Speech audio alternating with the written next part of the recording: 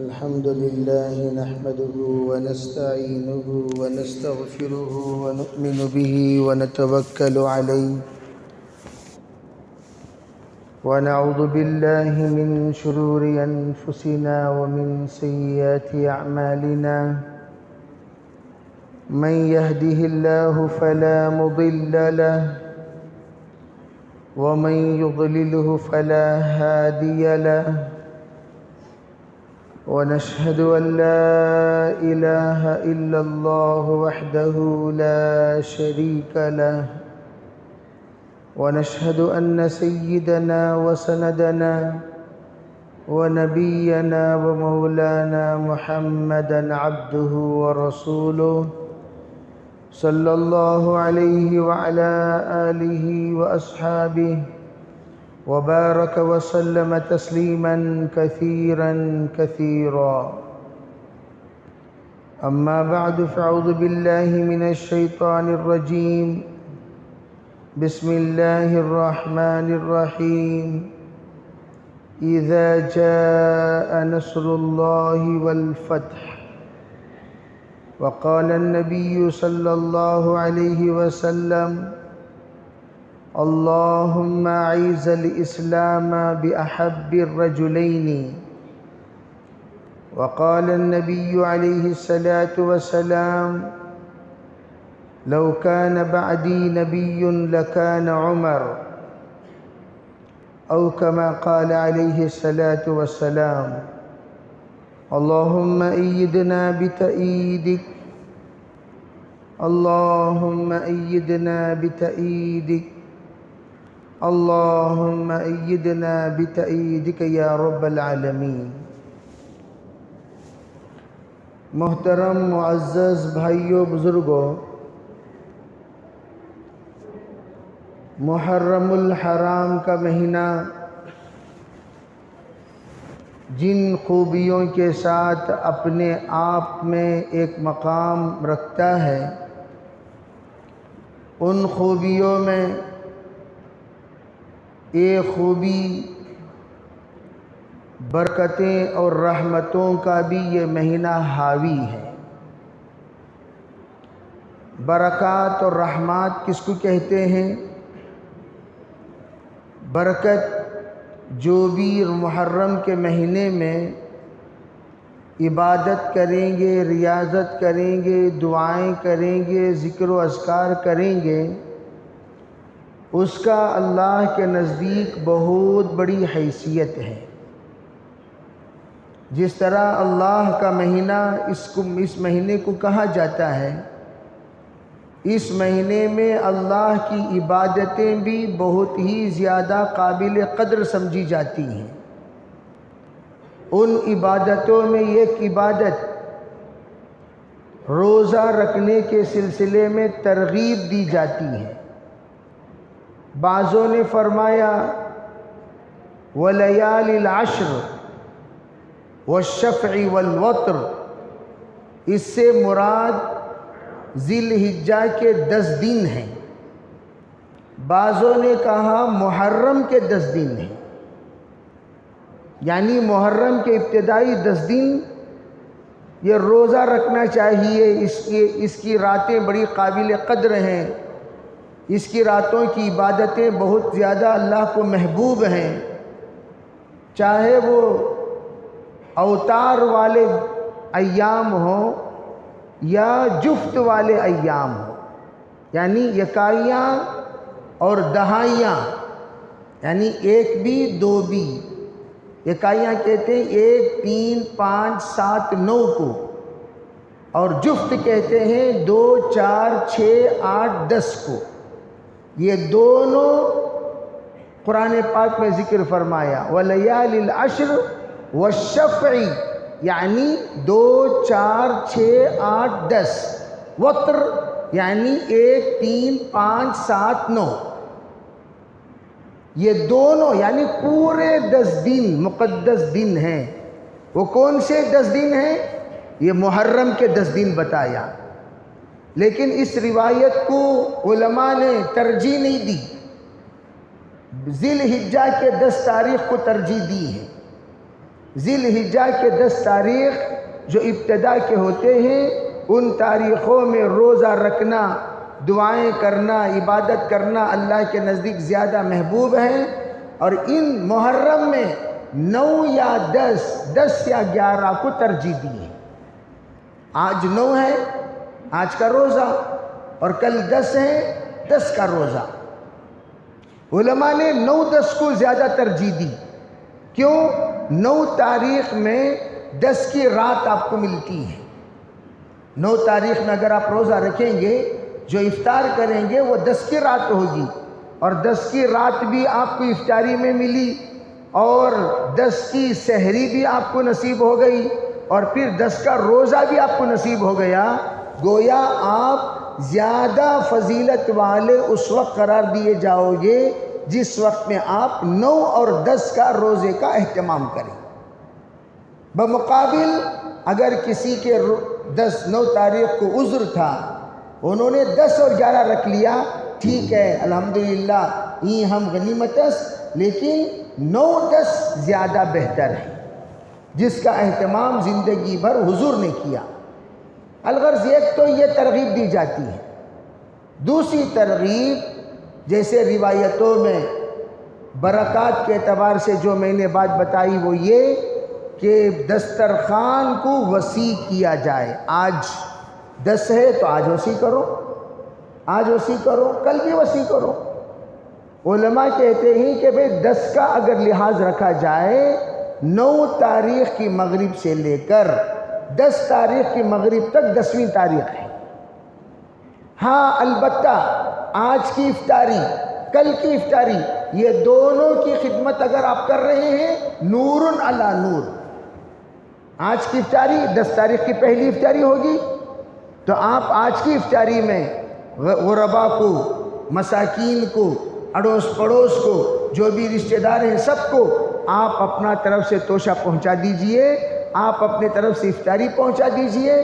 جو اپنے عیال پر، عیال کے معنی ایک تو یہ ہے کہ گھر والے، ہر ایک کی مالداری کی وسعت کے اعتبار سے اس کا عیال کا دائرہ بڑھ جاتا ہے۔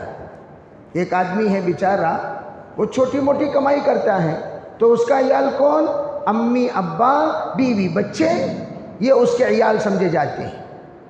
اور ایک آدمی ہے ماشاءاللہ اللہ نے اسے اور وسعت دی ہے، اس کا عیال کون؟ بے امی ابا بھی، بیوی بچے بھی، بھائی بہن بھی شامل ہو گئے، اللہ نے اس کو اور بھی وسعت دی ہے۔ تو آپ ان کے ساتھ اپنے سسرال والوں کو بھی شامل کر لیجئے۔ اللہ جیسی جیسی آپ کو وسعت دیے ہیں، ویسے ویسے آپ اپنے دسترخوان کو وسیع کرتے چلے جائیں۔ آپ کا دسترخوان صرف یہاں گھر میں ہی آ کر کھانا کو ضروری نہیں ہے۔ جیسے ہمارے یہاں بعض لوگ یہ سمجھتے ہیں اپنے ہی گھر میں کھائیں گے تو وہ اپنا خدمت سمجھا جائے گا، اگر وہ اپنے گھر میں کھا رہے ہیں تو اپنی خدمت نہیں ہوگی، ایسی بات نہیں۔ دسترخوان ان کا، آئٹم تمہارے، تو یہ بھی تو آپ کا دسترخوان ہوا۔ دسترخوان ان کا ہے، آئٹم تمہارے ہیں، تو دسترخوان آپ ہی کا ہوا۔ گویا دسترخوان وسیع کرو۔ دسترخوان آپ کے گھر میں بھی بچھا گیا، آپ کے سسرال میں بھی آپ کا دسترخوان ہے، آپ کے پڑوس میں بھی آپ کا دسترخوان ہے، اور آپ کے رشتہ داروں میں آپ کا دسترخوان ہے۔ آپ کے جتنے متعلقین ہیں، جتنی وسعت آپ رکھتے ہیں، وہاں سب آپ اپنا دسترخوان پہنچا دیے، آپ کو اللہ تعالیٰ اس کا جو نعم البدل ہے وہ ضرور عطا کرے گا۔ اس کا ہمارے بزرگوں کا تجربہ ہے، بزرگوں کا تجربہ۔ اس کا مطلب یہ نہیں کہ محرم 10 کو ہی کھلاؤ، جیسے بعض لوگ جہاں مطلبی عبادت کرتے ہیں۔ مطلبی عبادت کسے کہتے ہیں؟ جہاں پر ان کا مطلب چلے، جہاں پر ان کو اپنا غرض حاصل ہو، وہاں پر عبادت کیے۔ جیسے یہ مطلبی عبادت ہے، دسترخوان وسیع کرو گے سال بھر اللہ رزق وسیع کرے گا۔ اس نے کیا کیا؟ اس نیت سے وسیع کیا تاکہ سال بھر میرا دسترخوان وسیع رہے، یہ اغراض والی نیت۔ علماء کہتے ہیں یہ تو بہرحال مستحب کے درجے پر آپ کو عمل کرنے کو کہا جا رہا ہے، حقیقت میں وَأَمَّا السَّائِلَ فَلَا تَنْهَرْ، جب بھی آپ کے پاس سوال کرنے والا بندہ، محتاج بندہ، غریب بندہ، مسکین بندہ پہنچ جائے، آپ ضرور اس کو عطا کیجئے، دھتکارو مت، دھتکارو مت۔ ایک ہوتا ہے سوال لسانی، ایک ہوتا ہے سوال حالی۔ حال اس کا بتا رہا ہے کہ یہ بیچارہ محتاج ہے، یہ بیچارہ غریب ہے، یہ مسکین ہے، آپ اس کے حال کو دیکھ کر آپ فوراً اس کی مدد کیجئے۔ سوال کرنا کوئی ضروری نہیں، بلکہ حال کو پہچان کر مال عطا کرنا، حال کو پہچان کر حال درست کرنا، یہ آپ کی ذمہ داری ہے۔ بہت سارے بیچارے سوال نہیں کرتے، وہ اپنے آپ گھٹتے رہتے ہیں، وہ اپنے آپ محنت کرتے رہتے ہیں، وہ اپنے آپ روتے رہتے ہیں، وہ اپنے آپ اللہ سے مانگتے رہتے ہیں۔ ایسے لوگوں کو ہم تلاش کریں اور جا کر ان کو عطا کریں۔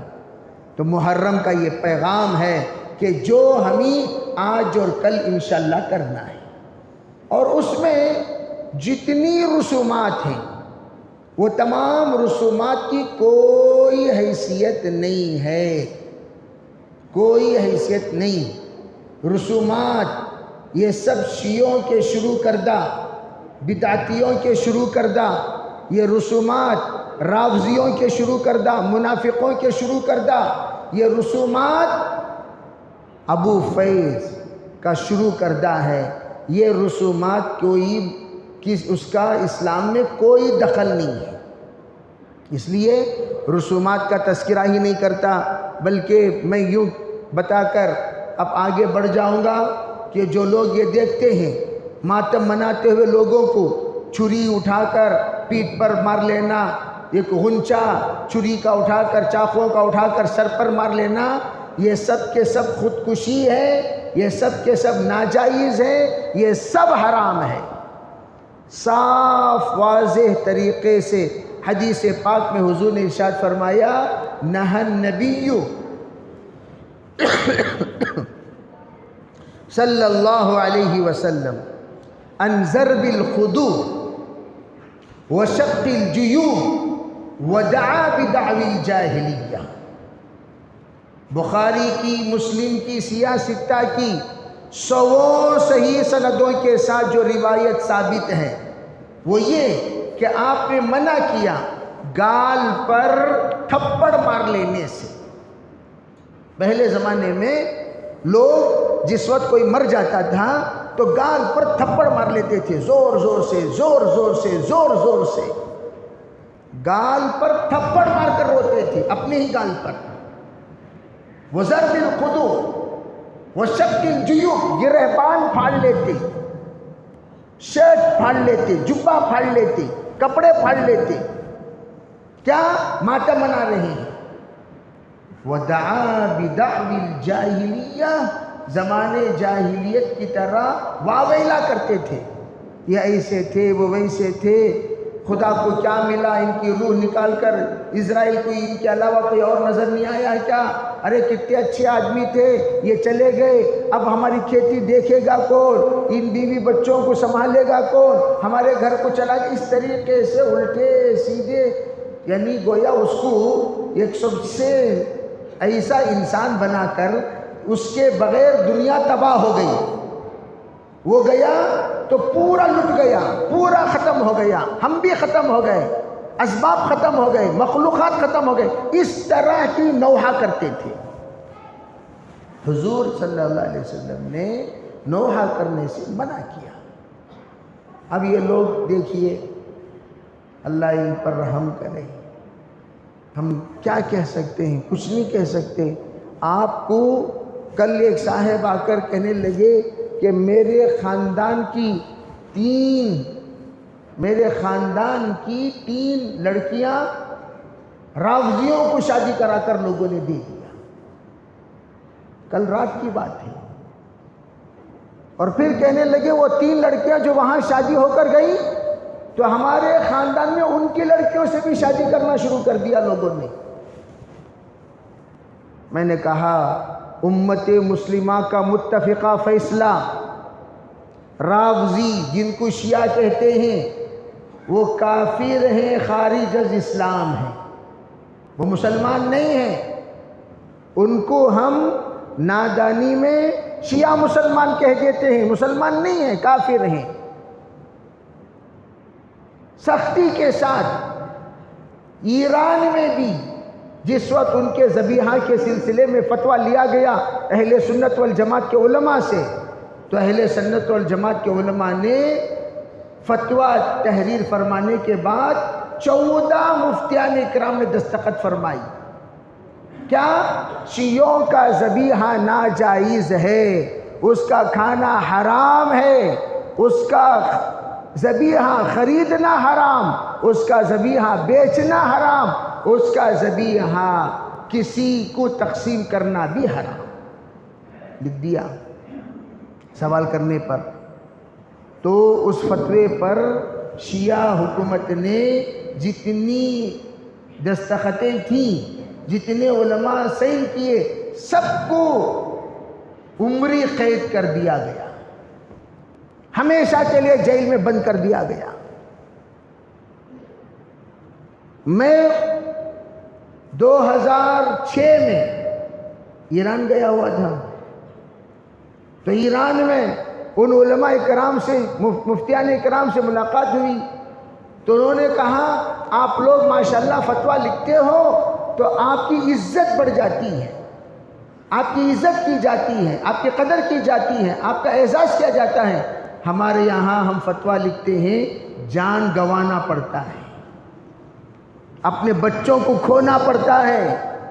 وہاں کے مولانا مفتی قاسم صاحب رحمت اللہ علیہ ہو گئے، اللہ کے پیارے ہو گئے، وہ کہنے لگے ابھی حال میں 2 مہینہ پہلے ایک فتویٰ دیا، میرے بچے کو لوگوں نے کڈنیپ کر لیا فتوے پر، اور اس جگہ پر رہتے ہوئے علماء اہل سنت والجماعت نے ایسی جرأت کی، ماشاءاللہ صاف فتویٰ تحریر کر دیا، شیعوں کا ذبیحہ ناجائز ہے، کھانا حرام ہے، کھلانا حرام ہے، بیچنا حرام ہے، لینا حرام ہے، تقسیم کرنا حرام ہے، صاف لکھ دیا۔ اور اس فتوے پر 14 علماء اور مفتیان اکرام کی جان بحق ہو گئی۔ تو میں عرض کرنا چاہتا ہوں اس ملک کا بھی فتویٰ ہمارے علماء نے نہیں بدلا، اس ملک میں بھی ہم نے ان کو کافر ہونے ہی کا فتویٰ دیا، جبکہ وہ خود اپنے آپ کو مملکت الاسلامیہ کہتے ہیں۔ کیوں کافر کہا؟ آپ کو معلوم ہونی چاہیے کیوں کافر کہا۔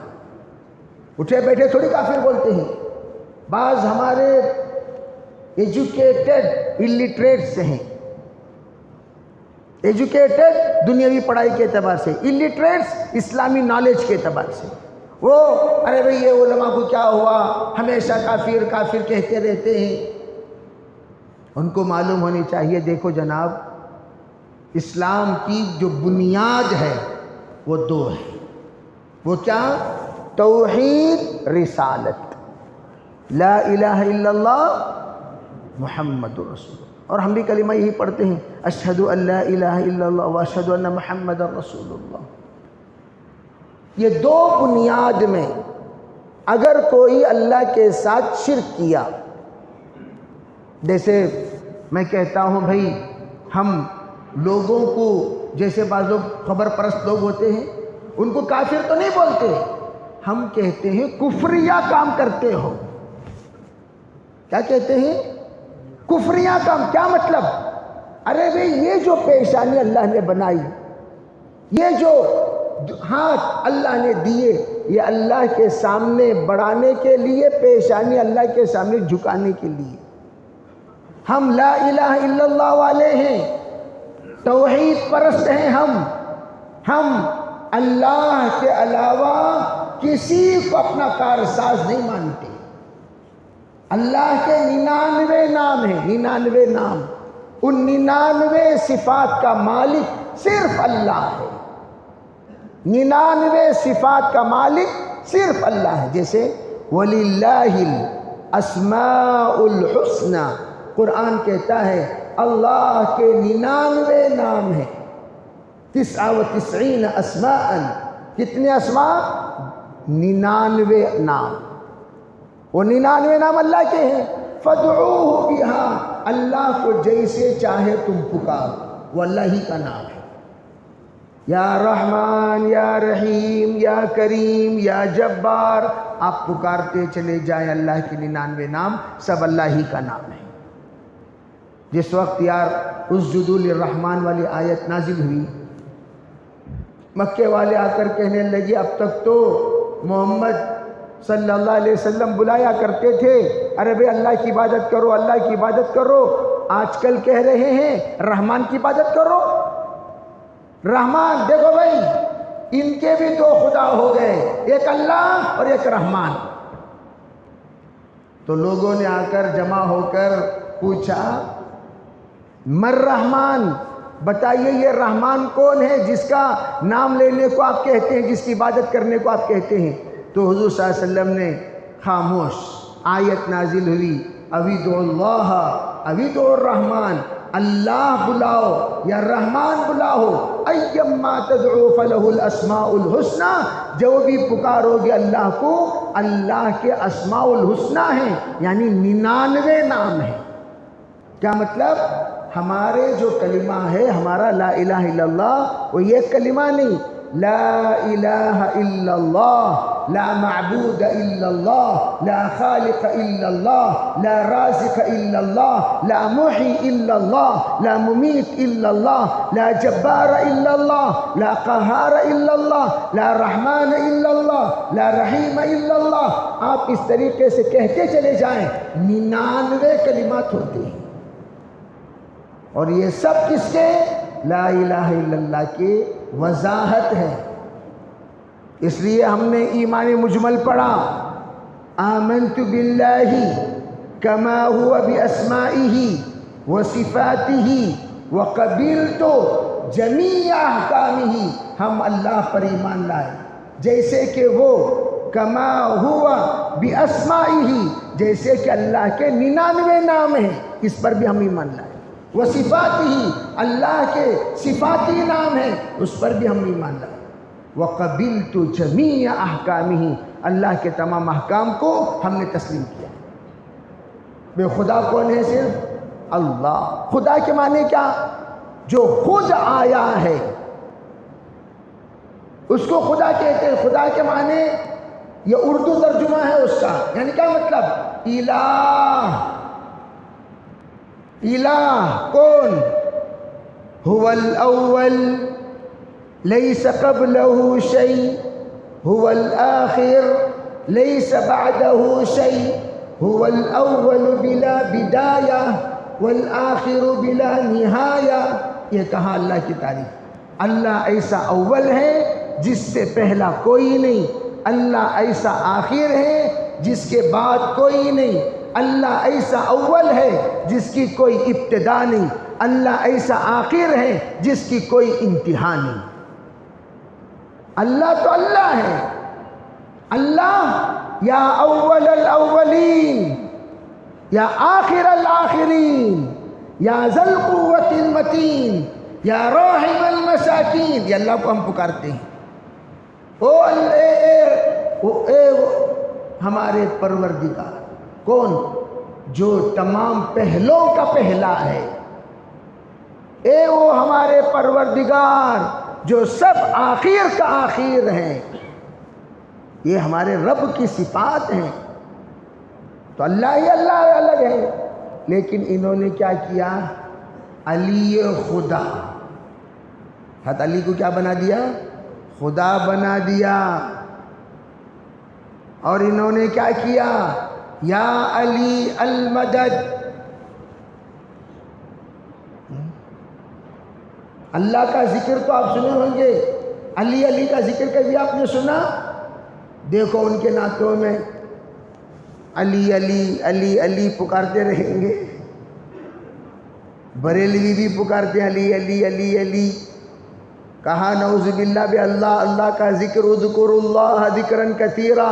اللہ کا ذکر کرنے کو کہا، علی کا ذکر تو کرنے کو نہیں کہا. یہاں نبی کا ذکر بھی کرنے کی اجازت نہیں ہے. حضور صلی اللہ علیہ وسلم پر تو ہم درود بھیجتے ہیں، پکارتے کہاں ہیں حضور کو؟ ہم تو درود بھیجتے ہیں، لیکن تم اللہ کا ذکر چھوڑ کر حضرت علی کا ذکر شروع کر دیے۔ یہ شیعوں سے منتقل ہوا بریلویوں میں۔ شیعوں نے علی کو یا علی، میں خود ایران میں دیکھا یا اللہ بہت کم جگہوں پر موجود ہے، یا محمد بھی بہت کم جگہوں پر۔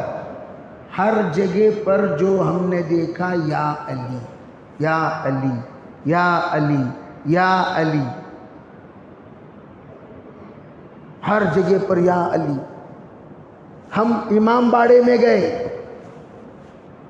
امام باڑے میں جب گئے تو وہاں نماز کا وقت تھا، ہم نے کہا بھئی نماز پڑھنی ہے، تو سب پردہ ڈال دیا۔ کربلا کو ہم نے دیکھا امام باڑے کی پوری دیواروں میں، نعوذ باللہ من ذالک، پورا کربلا تصویر میں چھڑایا ہوا ہے۔ حضرت حسین کو بھی لوگوں نے چھڑا دیا۔ وہاں پر کتاب ملتی ہے نعوذ باللہ من ذالک۔ اللہ تعالیٰ سب کی حفاظت فرمائے۔ ارے بھئی ہم ناراض ہوتے ہیں، کوئی اور حضور صلی اللہ علیہ وسلم کا اگر کوئی تصویر بنا دیتا ہے تو ہم ناراض ہوتے کہ نہیں ہوتے؟ اس پر لعن طعن کرتے کہ نہیں کرتے؟ اس کا احتجاج کرتے کہ نہیں کرتے؟ یہ کمبخت لوگ شیعہ، انہوں نے سرکار دو عالم صلی اللہ علیہ وسلم کی بھی تصویر بنائی ہے۔ یہ ایک تصویر، دو تصویر نہیں، 24 تصویریں بچپن سے لے کر سرکار کی وفات تک تصویر بنا دی۔ ازواج مطہرات کی تصویر بنا دی، علیہ مرتضیٰ کی تصویر بنا دی، اور یہ دونوں یہ لوگ حضرت ابو بکر و عمر سے اتنے نالا ہیں، اتنے ناراض ہیں، اتنا غصہ ہے ان کو حضرت ابو بکر و عمر سے، انہوں نے بیت الخلاء میں جو سٹیپس ہیں، سٹیپس، اس سٹیپس پر ابو بکر و عمر کا نام لکھا ہے۔ ایک شیعہ تھا لکھنؤ میں، ہمارے ہندوستان میں سب سے زیادہ شیعہ لکھنؤ میں ہیں، نمبر 2 پر حیدرآباد میں، حیدرآباد، دیگر جگہوں پر شیعوں کے علاقوں میں بھی، پالنپور میں شیعہ بہت ہیں، اور وہاں ماشاءاللہ شیعہ مسلمان ہو چکے بہت سارے۔ پالنپور میں دیکھے ہوں گے تو بھئی ہم ان کی بالکل، یہاں اہل سنت کی مسجد ہے اور ادھر شیعوں کی مسجد، بڑا بھائی سنی ہے، چھوٹا بھائی شیعہ ہے، یعنی دھیرے دھیرے ماشاءاللہ کنورٹ ہوتے آ رہے ہیں۔ 70-80% کنورٹ ہو چکے، 20% ہیں ابھی، وہ بھی آ جائیں گے انشاءاللہ، کوئی دور نہیں۔ تو لکھنؤ میں ایک دھوبی تھا شیعہ، 2 گدھا پالتا تھا، ایک کا نام نعوذ باللہ ابو بکر، دوسرے کا نام عمر رکھا۔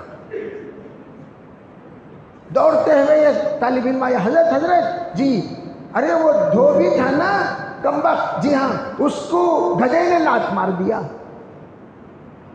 تو حضرت نے کہا ارے دوڑتے جا کر دیکھو کہیں وہ لات مارنے والا گدھا عمر تو نہیں۔ جا کر دیکھا تو دیکھے تو یقیناً جس کا نام اس نے عمر رکھا، اس نے ایسی لات ماری کہ کن پٹی پھٹ گئی، کن پٹی پھٹ گئی۔ ایک لات سری نگر میں بس ریپیئر ہو گئی۔ محمد علی صاحب رحمۃ اللہ علیہ کہنے لگے میں پناہ لینے کے لیے کسی گھر پہنچ گیا، رات کے وقت تھا، پہاڑی کا، تو مجھے پتا نہیں تھا وہ کمبخت شیعہ کا گھر تھا۔ شیعہ کے یہاں جب ہم پہنچے تو کیا دیکھا کہ بیت الخلاء کا تقاضا تھا، کہا بھی بیت الخلاء جاؤ، جائیے۔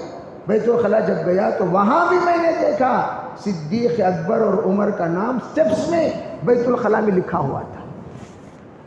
ایسے کمینے ہیں یہ لوگ، یہ کرتے کیا ہیں؟ اس لیے کہ ان کو بھئی حضور کے زمانے میں یہ لوگ منافقین ہیں نا، سب سے زیادہ جن کو تکلیف ہوئی حضرت عمر سے ہوئی۔ حضرت صدیق اکبر کے زمانے میں پر مارنے نہیں دیا حضرت عمر نے ان کو۔ حضرت عمر کے زمانے میں جو ان لوگوں نے مخالفت کا نظام بنایا، اس نظام پر حضرت عمر رضی اللہ تعالی عنہ کے ساتھ ایسی پالیسی کے ساتھ چلتے تھے، ایسی پالیسی کے ساتھ حضرت عمر رضی اللہ تعالی عنہ نے جب گورنر متعین کیا علاقوں میں، تو گورنر متعین کرنے کے بعد حضرت حذیفہ ابن یمان کو بلایا اور بتایا ذرا دیکھیے اس میں کوئی منافق تو نہیں۔ حضرت حذیفہ نے کہا میں اشارہ بھی نہیں کر سکتا، میں آپ کو نام بھی نہیں بتا سکتا، اس لیے کہ حضور کے پاس میں نے منع کیا، وعدہ کیا ہوں کہ میں نہیں بتاؤں گا، حضور نے مجھ سے قسم لی ہے کہ نہیں بتاؤں گا۔ ٹھیک ہے مت بتاؤ، آپ اتنا کہہ دیجئے ہے یا نہیں بس۔ تو انہوں نے دیکھا تو خاموش ہاتھ میں دے دیا، اس کا مطلب یہ ہے کہ ہے، مسکرایا نہیں۔ مسکرانا نہ ہونے کی علامت نہیں، مسکرانا ہے کی علامت۔ حضرت عمر نے اپنی بصیرت سے دیکھا، 3 نام نکالے، پھر دیے، پھر کہا اب بتاؤ ہے کہ نہیں۔ انہوں نے مسکرائے بغیر پھر پرچہ واپس کر دیا۔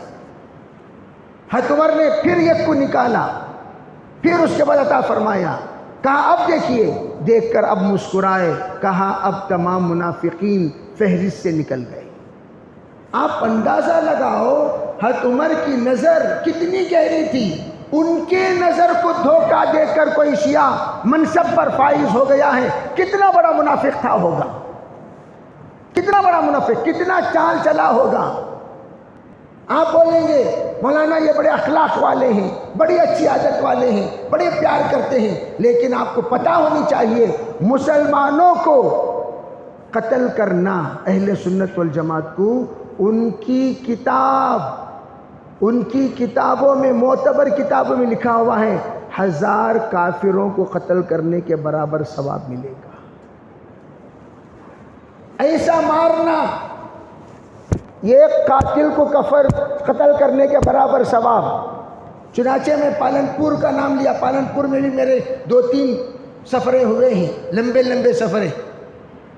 جب پالنپور کے ساتھیوں نے بتایا میرا بھائی جب بھی سلام کرتا ہے یوں مار کر، خیریت کیا دوست،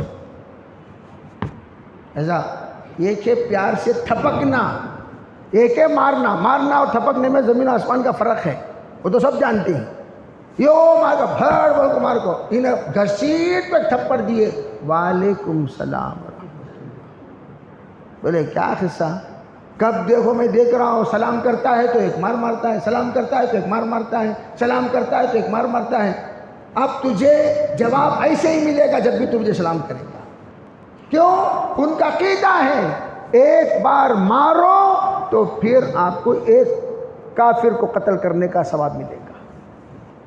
ان کا عقیدہ یہ ہے اللہ ہی اللہ نہیں، یعنی کیا مطلب؟ تمام قدرتوں کا مالک اللہ ہی نہیں ہے،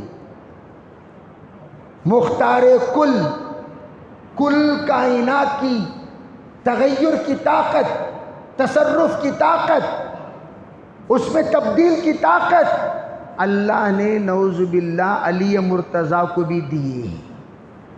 وہ ایک واقعہ جو خیبر کا ہے، اس ایک واقعے کو رکھ لے کر ایسا بیان کریں گے، ایسا بیان کریں گے، ایسا بیان کریں گے، ارے بھئی وہ یہ کرامات علی میں سے ہے، حضرت علی رضی اللہ عنہ کے کرامات میں سے کرامت ہے۔ اس کو کہہ دیا، انگلی میں اٹھا دیا، اب اس انگلی میں دروازے کو اٹھانے کا واقعہ، اور حالانکہ ہاتھ سے اٹھائے، انگلی سے نہیں اٹھائے، انگلی سے کیسے اٹھائیں گے؟ ہاتھ سے اٹھائے، ہاتھوں سے ہی اٹھایا۔ خیر انہوں نے کیا کیا؟ اس واقعے کو ایسا بیان کیا، کہا کہ علی اتنی طاقت رکھتے ہیں جب چاہے اسرائیل کو بلا سکتے ہیں، جب چاہے اسرائیل سے روح واپس کرا سکتے ہیں۔ ہم پوچھتے ہیں ارے پاگل ہو، بے وقوف ہو، اتنی طاقت حضرت علی کو ہے تو اپنے اولاد کو حضرت علی بچا لینا تھا، کربلا میں کیوں چھوڑے؟ حضرت علی پیشن کو ہی دے دینا تھا۔ حضرت علی خود حسن حسین رضی اللہ عنہما کو حضرت عثمان کے قاتلوں سے، باغیوں سے، بلوائیوں سے بچانے کے لیے دہلیز پر کھڑا کر کے کہا بیٹا یہاں سے کوئی گزرے گا تو تیری لاش پر سے گزرے گا، کوئی بھی حضرت عثمان تک آنچ آنے نہ دینا وہ تمہاری ذمہ داری ہے. حضرت عثمان پر آنچ آنے نہ دینا وہ تمہاری ذمہ داری. بلوائی کیسے آئے؟ اوپر چھت پھاڑ کر حضرت عثمان پر حملہ کرنے کے لیے اندر کودے. حضرت عثمان قرآن پڑھ رہے تھے، اس حالت میں ان کو شہید کیا گیا. حضرت علی رضی اللہ تعالیٰ عنہ کا دل ٹوٹ گیا. 3 دن مسجد نبوی میں اذان بند ہو گئی. قبر اطہر سے اذان کی آواز آتی تھی. اٹھا کر دیکھو، ایسی حالت میں حضرت علی کو ستایا گیا، پریشان کیا گیا. کن کی طرف سے؟ یہی منافق جو آج کل حضرت علی کو علی خدا بنا کر پھر رہے ہیں. حضرت علی کو علی خدا بنا کر پھر رہے ہیں. سب سے بڑا جھوٹا، ارے بھائی پوری دنیا میں جتنے مذہب ہیں ان تمام مذہبوں میں جھوٹ بولنا ناجائز ہے. کافروں کے پاس بھی پوچھو جھوٹ بولنا جائز ہے کیا؟ جائز نہیں ہے. لیکن یہ ایسے کمینے لوگ ہیں، ان کے پاس جھوٹ بولنا عبادت. تو اس کو جھوٹ نہیں بولتے، تقیہ کہتے ہیں، تقیہ. اور آپ کو میں ایک بات بتا دوں تو پریشان ہو جائیں گے. ہمارے یہاں امام جو بھی ہوتے ہیں وہ محترم ہوتے ہیں، مقدس ہوتے ہیں. ہمارے یہاں قابل ذی افتخار ہوتے ہیں، قابل قدر ہوتے ہیں. ان کے یہاں جو امام ہوتا ہے ناجائز اولاد ہونا ضروری ہے. یہ جو محرم کا سلسلہ چل رہا ہے ان کے یہاں ایک دھاگا باندھتے ہیں، جو سب چیزاں تم نہ بتائیں گے نہیں. ان کے یہاں اپنے مذہب کو چھپانا سب سے بڑا دین. ان کا مذہب کیا ہے؟ بعض کنورٹڈ مسلمان فرام شیعہ ہیں، ان سے پوچھو پوری باتیں بتائیں گے. میں خود ایران میں جب سفر کر رہا تھا، ایک شیعہ ڈرائیور، اس سے پوچھا خیر خیریت پوچھتے ہوئے، بڑی اچھی بات کرتے ہوئے. میں نے کہا تمہارا مذہب آپ کو تو بڑا پیارا لگتا ہوگا. تو مجھے دیکھا، کہا صحیح بولو؟ کہا بولو. کہنے لگا ہم خود اپنے مذہب سے بیزار ہیں. میں نے پوچھا کیوں؟ ہمارا مذہب اتنا گندا ہے، اتنا گندا ہے، اتنا گندا ہے. شادی شدہ عورتوں کی بھی شادی ہوتی ہے. شادی شدہ عورتوں کی شادی ہوتی کیا بھائی؟ ارے شادی شدہ عورتوں کی شادی ہوتی ہے. جو شادی ہو گئی ہے، شوہر ہے زندہ، شادی کہاں سے ہوگی؟ تو کہنے لگا میں خود سفر میں رہتا ہوں، بس چلاتا ہوں، ہفتہ ہفتہ باہر رہتا ہوں، ہفتے میں ایک مرتبہ گھر کو جاتا ہوں. ایک مرتبہ اچانک میری بس خراب ہو گئی، میں گھر کو گیا تو میں کیا دیکھتا ہوں کہ میرا امام کے ساتھ میری بیوی کی شادی ہو گئی. کتنے دن کے واسطے؟ 3 دن کے واسطے. 3 دن کی شادی، 2 دن کی شادی، 1 دن کی شادی سب ہوتی رہتی ہے. چند گھنٹوں کی شادی ہوتی ہے. انہیں 3 دن کی شادی کر لے کر گھر میں ہیں. میں جا کر پوچھا کیا کہتے ہو؟ نہیں بھائی یہ 3 دن کی میری بیوی ہے. میں گھر میں جا کر حیران، اتنا غصہ آیا. مذہب، ہمارا مذہب ایمان فروش تو دور کی بات، ایمان فروش تو ہے ہی، وہ انسانیت فروش بھی ہے، غیرت فروش ہے. ہر چیز کو فروش کرنے کے بعد تم شیعہ بن کر جی سکتے ہو. ایمان تو دور کی بات. میں دانت چبا لے کر رہ گیا، میں کچھ نہیں کہہ سکا. اس کی یہ ہوئی، وہ چلا گیا. میں اتنا غصہ آیا کہ میرے بس میں ہوتا تو میں اسے قتل کر دیتا. اتنا بیزار ہیں ہم اپنے مذہب سے. تو وہ جو ٹیمپرری نکاح ہوتا نا، اس ٹیمپرری نکاح میں جو بچہ پیدا ہوتا ہے اسے وہ لوگ امام بناتے ہیں، اسے تقیہ بولتے ہیں، مقدس ہستی انہیں امام. گویا جتنے امام ہیں شیعہ کے پورے حرامزادے، پورے شیعوں کے امام حرامزادوں کو امام بنایا ہے. اب امام حرامزادہ ہوگا تو مقتدیوں کا کیا حال ہوگا؟ یہ ہے شیعہ. جنہوں نے اللہ کے علاوہ دوسرے خدا بھی بنا لیے، اور عقیدہ ان کا یہ ہے کہ جبریل آئے حضرت علی کو نبی بنانے کے لیے، حضرت علی مس ہو کر حضور کے پاس چلے گئے اور حضور صلی اللہ علیہ وسلم کو نبی بنا دیا، حالانکہ حضور کو نبی بنانے کے لیے حضرت علی نہیں آئے، کس کو نبی بنانے آئے؟ یہ ان کا عقیدہ ہے۔ تو گویا لا الہ الا اللہ میں بھی فراڈ، محمد رسول اللہ میں بھی شک۔ تو آپ کو یہ پوچھنا چاہتا ہوں، جو لا الہ الا اللہ کا نہ ہو، محمد رسول اللہ کا بھی نہ ہو، کیا بھی وہ مسلمان ہو سکتا ہے؟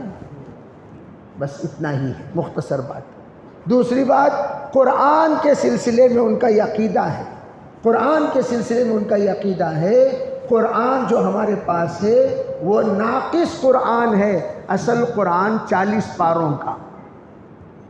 اصل قرآن کتنے پاروں کا؟ انہوں بول 300، 40 پاروں کا قرآن۔ وہ 40 پاروں میں ان کے امام ہیں 1 2 3 4 5 6 12 امام، امام اثنا عشریہ بولتے وہ لوگ، اثنا عشریہ ان کے یہاں ایک فرقے ہی کا نام ہے، اثنا عشریہ کہتے ہیں ان کو۔ تو وہ اثنا عشریہ ان کے نزدیک وہ جو 12واں امام ہے، جو ایک غار میں بھاگ کر جا کر چھپ گیا، جس غار کا نام ہے سر من رعا، اس غار میں جو بھاگ کر چھپا، اس نے 10 پاروں کو لے کر بھاگ گیا۔ کتنے پاروں کو؟ وہ 10 پارے قیامت کے دن لائے گا۔ قیامت کی اللہ کو کسے سناتا سو؟ قرآن کہتا ہے اِنَّا نَحْنُ نَزَّلْنَا الذِّكْرَ وَإِنَّا لَهُ لَحَافِظُونَ، میں اس قرآن کو نازل کیا، حضور اللہ فرماتے ہیں ہم خود اس کی حفاظت کر رہے ہیں۔ حفاظت پوری دنیا والے کہتے ہیں، میں تو پادریوں سے بھی سفر کے دوران مل کر کہا تمہارا جو انجیل ہے، جس زبان میں انجیل نازل ہوئی اس زبان میں آپ انجیل پڑھ سکتے ہیں؟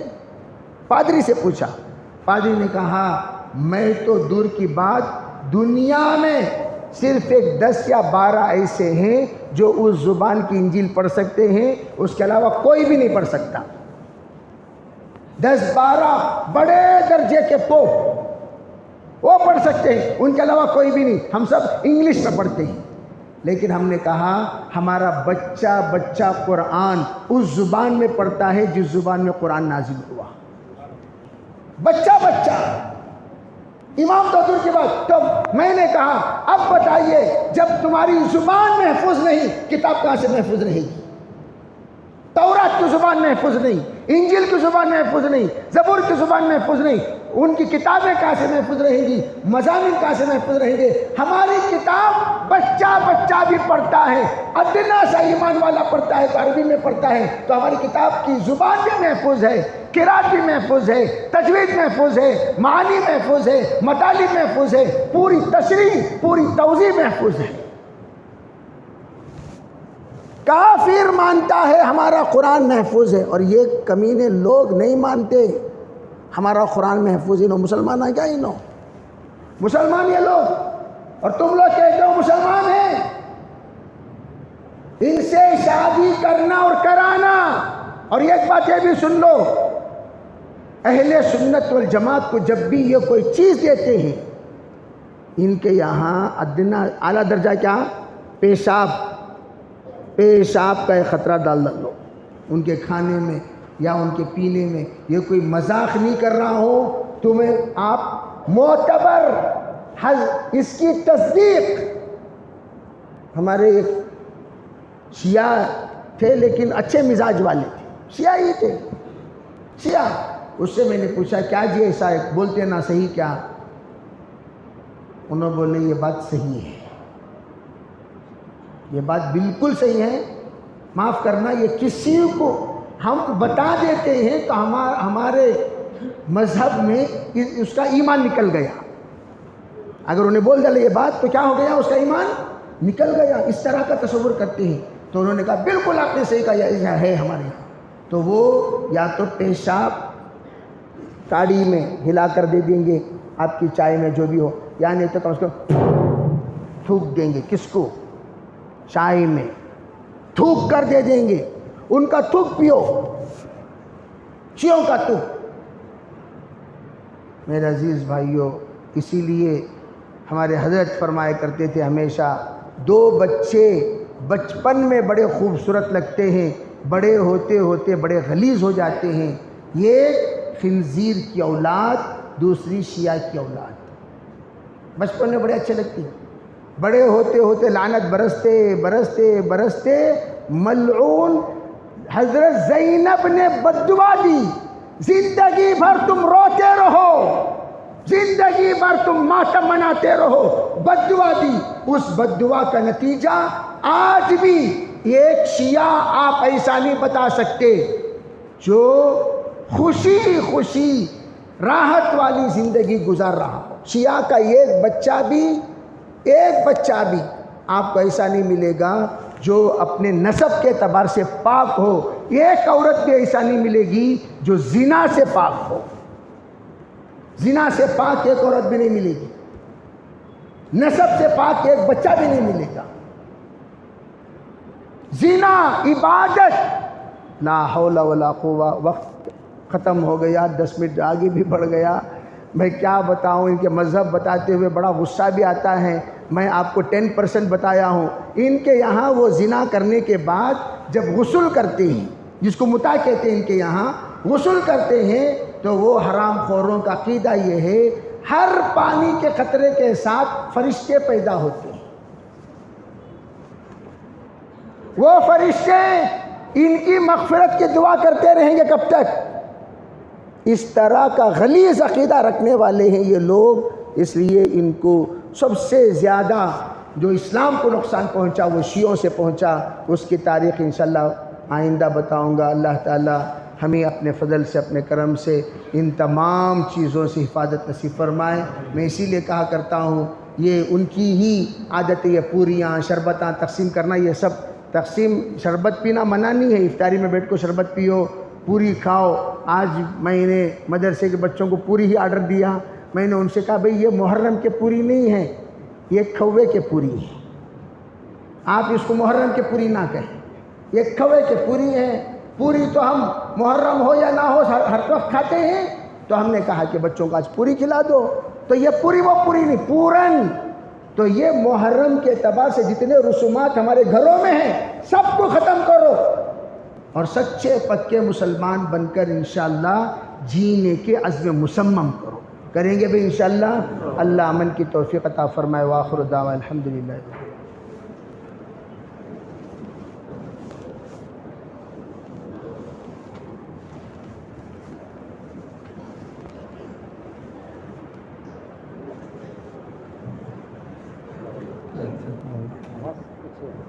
ہاں ٹھیک ہے ربی،